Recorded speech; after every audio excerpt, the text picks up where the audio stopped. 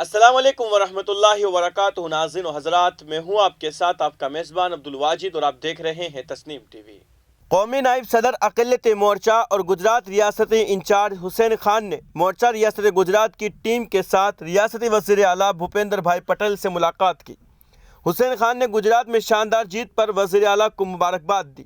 اس موقع پر حسین خان نے کہا کہ راجستھان کے آئندہ اسمبلی انتخابات میں عوامی رجحانات سے واضح ہے کہ گجرات سے زیادہ سیٹیں جیتیں گے۔